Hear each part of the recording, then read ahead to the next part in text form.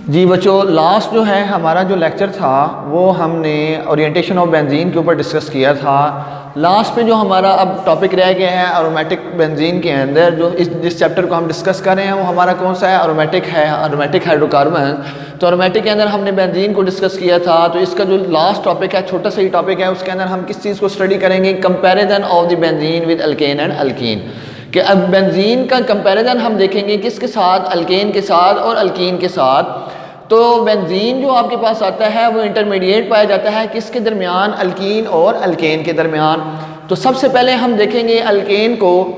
Alkane की reactivity को अगर हमने देखें तो अल्केन की रिएक्टिविटी को हमने देखा था 8 चैप्टर के अंदर, थॉरोली हमने इसको स्टडी किया था कि अल्केन जो होते हैं वो लेस रिएक्टिव होते हैं। अल्केन्स को हमने नाम दिया था कि ये क्या होते हैं, आपके पास पैराफिन होते हैं, और पैरा का मतलब क्या होता है, लेस रिएक्टिव होता है। ठीक है, पैराफिन्स का मतलब होता है लेस रिएक्टिव। तो अल्केन जो होते हैं इनकी रिएक्टिविटी सबसे कम होती है। और अल्केन आपके पास क्या होते हैं, एलिफैटिक हाइड्रोकार्बन, और ये सैचुरेटेड हाइड्रोकार्बन होते हैं। सैचुरेटेड का मतलब आपको पता है कि जो चीज़ फिल है जिसके अंदर कार्बन की जो वैलेंसी है वो क्या है, फुली सेटिस्फाइड है।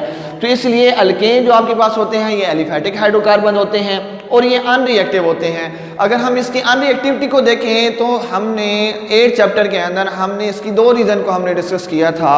2 रीज़न की बेस के ऊपर ये बताता था कि अल्केन जो हैं वो क्यों अनरिएक्टिव हैं। तो उसके अंदर सबसे पहले जो रीज़न थी वो क्या थी, नॉन पोलर इन नेचर। अब आपको पता है कि अल्केन्स के अंदर जो कार्बन कार्बन और कार्बन हाइड्रोजन का जो बॉन्ड पाया जाता है उसके अंदर जो इलेक्ट्रोनेगेटिविटी का डिफरेंस होता है वो 0.4 होता है।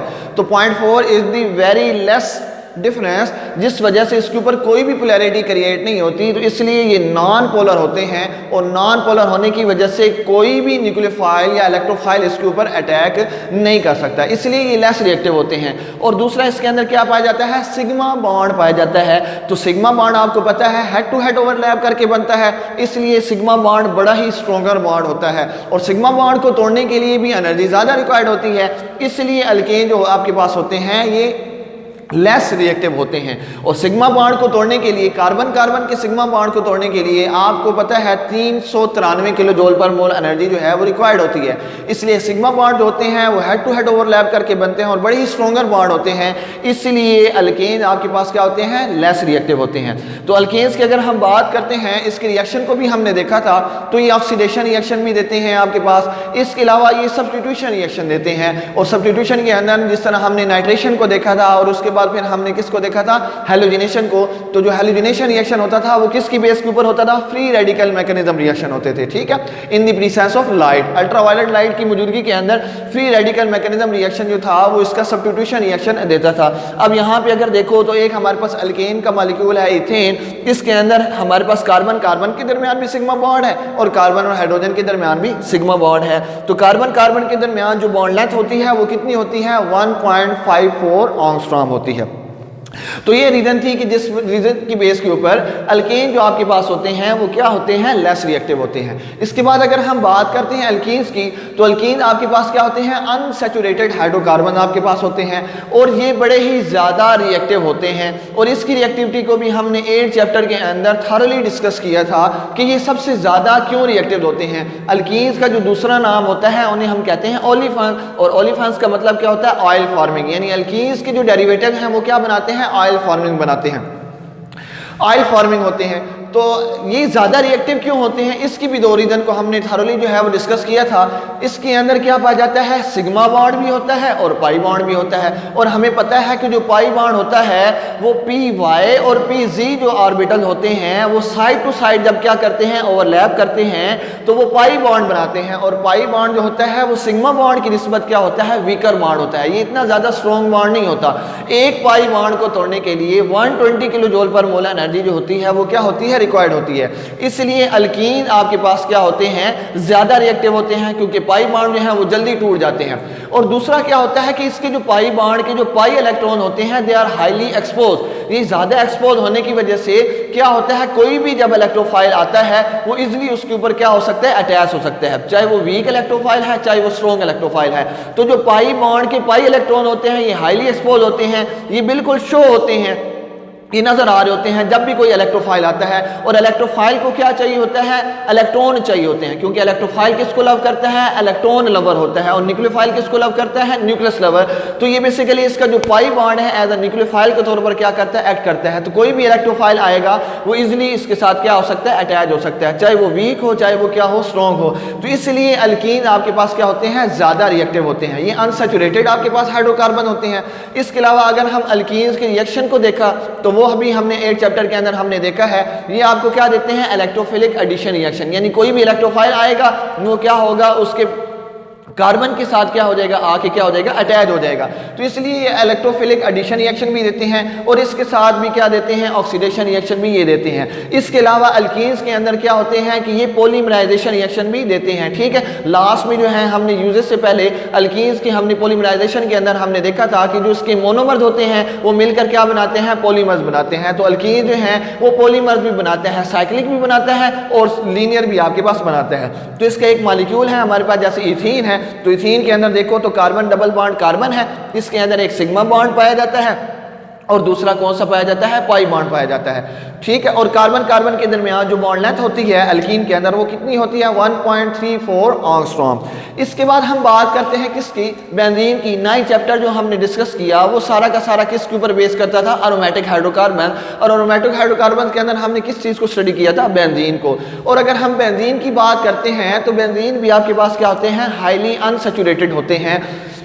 अनसैचुरेशन का मतलब क्या है कि इट्स मीन कि अभी फुली सेटिस्फाइड नहीं है, कार्बन की जो वैलेंसी है वो फुली सेटिस्फाइड नहीं है, यानी कार्बन जो है कार्बन कार्बन के दरमियान जो पाई बॉन्ड पाया जा रहा है, यानी जो डबल बॉन्ड है वो टूट कर क्या बना सकता है? मजीद कोई उसके साथ इलेक्ट्रोफाइल आके अटैच हो सकता है। लेकिन हमने बेंजीन को देखा, लेकिन बेंजीन आपके पास क्या होता है? बड़ा ही हाईली स्टेबल होता है। बेंजीन खुद को क्या रखता है? स्टेबल रखता है। और स्टेबिलिटी की जो हमने रीजन पढ़ी थी वो भी हमने देखी थी कि qualitative stability of the benzene and quantitative stability of the benzene.